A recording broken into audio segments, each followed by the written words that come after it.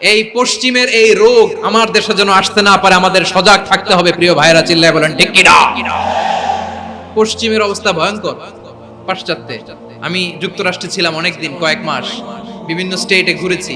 গার্ডিয়ানরা উদ্বিগ্ন, ছেলে মেয়েদেরকে, ছোট্ট ছেলে মেয়ে, ওদেরকে জিজ্ঞেস করে, তুমি how do you feel right now inside yourself, তুমি ভিতরে ভিতরে কেমন ফিল করো, তোমার কি ছেলে ছেলে লাগে না মেয়ে মেয়ে লাগে?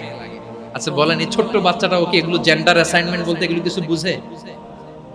এইভাবে মিসগাইড করা হচ্ছে।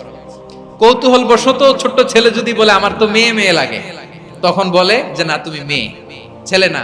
মা বাবা বাধা দিলে ওকে আলাদা গভর্নমেন্ট হাউসে নিয়ে যান। ভয়ঙ্করতম অবস্থা। আমরা একটা সময় শুনতাম যে হুজুর আমার ছেলেটা খুব ভালো, হাফেজে কোরআন, আল্লাহওয়ালা। হুজুর আমার ছেলে দাড়ি রাখছে, আল্লাহওয়ালা। হুজুর আমার ছেলে 5 ওয়াক্ত সালাত জামাতের সাথে পড়ে, তার মানে আল্লাহওয়ালা। পশ্চিমে যে আমি কি শুনছি জানেন? ওরা বলে হুজুর আমার ছেলেটা ইউনিভার্সিটির একটা মেয়ের সাথে প্রেম করে, ও খুব আল্লাহওয়ালা, হুজুর দোয়া করবেন। এর কারণ ওদের কাছে আল্লাহওয়ালার ক্রাইটেরিয়া হচ্ছে হুজুর আমার ছেলেটা আরেক ছেলের পছন্দ করে নাই, আমার মেয়েটা আরেক মেয়েকে ভালোবাসে নাই, এজন্য আমার ছেলেটা আল্লাহওয়ালা, হুজুর ওর জন্য একটু দোয়া করে দিয়ে। কি চ্যালেঞ্জ ওরা ফেস করতেছে।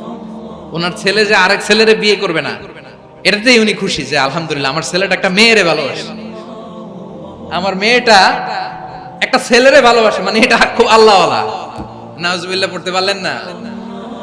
এজন্য অশ্লীলতার সাথে আমাদের কোনো সম্পর্ক। রাব্বুল আলামিন বলেন ওয়ায়ানহা আনিল ফাহশাই ওয়াল মুনকারি ওয়াল বাগি, তিনটা জিনিসকে আমি নিষিদ্ধ করলাম। এক নাম্বার হলো ফাহশা, অশ্লীলতা। দুই নম্বরে হলো মুনকার, সমস্ত মন্দ কাজ।